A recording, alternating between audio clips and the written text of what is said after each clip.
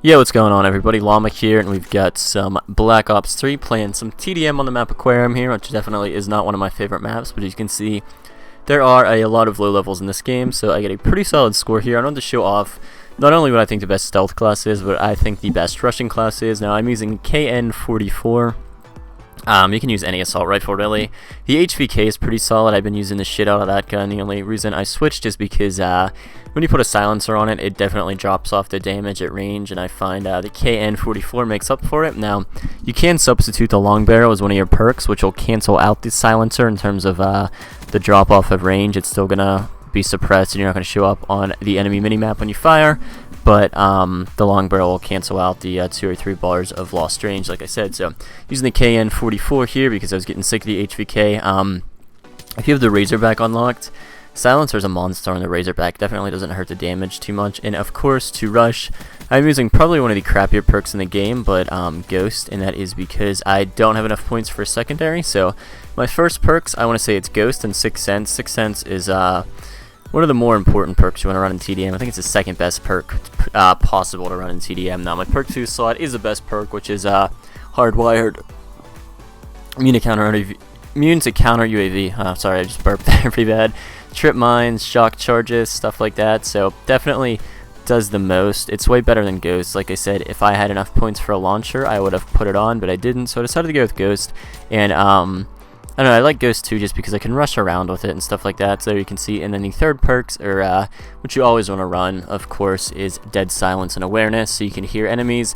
And if you go in the options and turn, I think it's the game sounds, if you go into the advanced sound options, turn the game sounds all the way up and turn like the cinematics and stuff about halfway down, turn all the music down, and you can literally hear footsteps from like across the map. Now, if you don't have an expensive like Turtle Beach Astro headset, if you're on the PS4, plug some headphones into it and try these perks out. You're definitely going to notice a huge difference. And it is like, if you're always like, that dude's hacking, how the hell did he know I'm there? There's no UAV up or anything. It's because he can hear you from like across the map. So really good stealth class to run, like I said. And then for my score streaks, I change it up from time to time, but I was running 2 really easy score streaks to get. So I had the UAV and care package, which I should be able to get at least every 2 or 3 deaths here. Usually every other life I can probably get that pretty easily. And then I've got the Wraith on just because I don't want to run the UAV and the counter UAV, just because somebody on the other team is shooting stuff down, then I'm going to lose 2 score streaks. So it's a gamble. If they don't shoot them down, it's good. It gets you the extra points, but generally you're going to get somebody out of the 6 guys in the enemy team who's going to want to shoot them down. And then as you can see, how I play this map is I really don't go in the middle too much. So you see me check the middle because my teammates are there, but I'm very aware of my surroundings. Aware on my minimap, you can see when my thing isn't fully darkened, it is means I am invisible on the minimap. There I stop for like half a second, and of course I'm visible again, and now I am invisible to enemies. So you always want to check for that. They really did a good job with Ghost in nerfing the shit out of it from previous Call of Duty games. So if you're not actually moving, like if I stop to reload, stop to shoot that guy, I'm going to appear on the minimap. They might not get a sweep, so they might not see me, if that makes any sense, because the UAV takes a few seconds to sweep, so you might get lucky. But like I said, Ghost isn't the greatest perk. A launcher would be good too, but I just thought if I'm playing on like Redwood or some map like that where I can't really get to UAVs all the time, Ghost would be the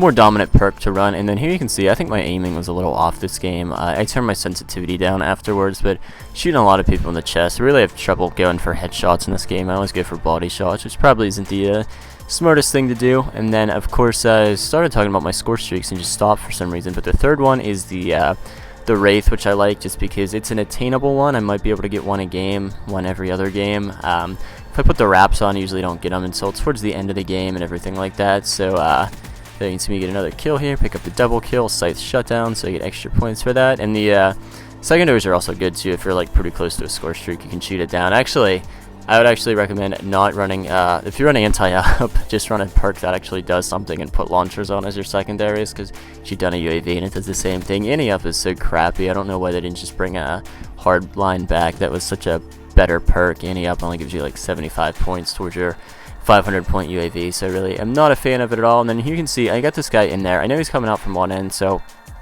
I take cover in like a diagonal spot here.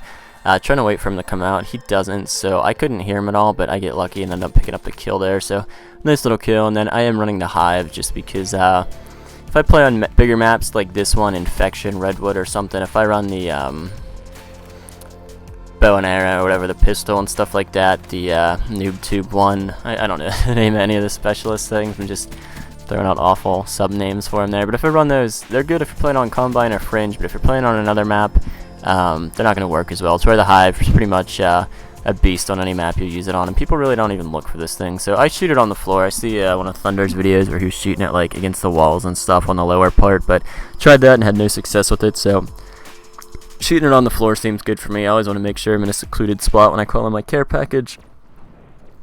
Now, if you want to do this, you can. If you want to swap out like awareness with engineers, so you can reroll care packages. But I would see if I can talk here before I recommend something.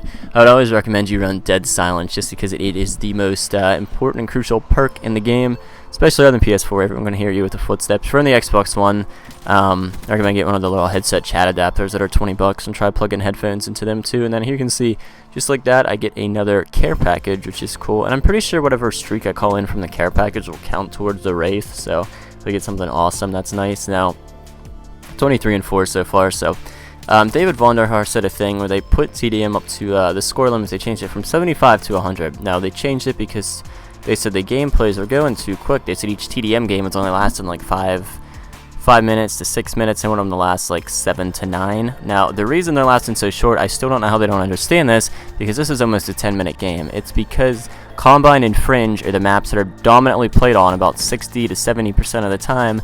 They're tiny maps where people rush. So actually, there's nothing wrong with the 75 score limit. I prefer it. It's nicer if you want to get good, like try to drop like a 40 TDM or something, but on games like this I could have just went faster, because it's just a pain to have to play a game of TDM for 10 minutes. So if that makes any sense, it's like, yeah, the score's so quick because 2 maps are played over 50 to 60% of the time. So based on the new DLC drops, they're going to actually fix the map rotations to where it locks out after you play one map twice in a row. So after you play Combine 2 times in a row, it won't no longer be available to choose anymore. It'll be 2 brand new maps, which will be cool. I guess they can't patch it in a hot fix. They need a title update, so they will have to wait till February 2nd when the new DLC drops for the PS4, and probably a month later for the Xbox guys, which kind of sucks. But yeah, new DLC looks dope.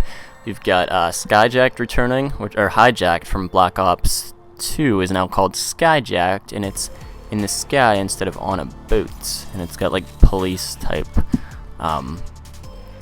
themed shit on it, decals on the boat and stuff, or on the Skycraft. I don't even know what I'm trying to say here, people, but it's same map, just reskinned. I think that was the word I'm looking for. Probably would have sounded smarter if I said that 3 minutes ago instead of just kept rambling like it's hard here. So yeah, if you didn't see the trailer for it, it's only like an 18-second trailer, but it shows off the new maps. Let's try to link it in the info if I don't forget. That comes out February 2nd for the PS4, which is cool. One of the reasons I got a PS4 just because wanted to get the map packs early, and I had a bunch of gift cards, so I bought one for Christmas. I think I'm already like almost at the end of my first Prestige here, which if I would actually just bought a PS4 when the game came out, I'd probably be on like 4 or 5 now, because I think I got the second Prestige on Xbox, and then the original 55 levels that you play through. Here I put that sentry gun. Oh, I guess that's a Hive getting me kills. I thought that was kind of a decent tough spot if they came through, but they didn't, so I just had to switch it up a little bit here.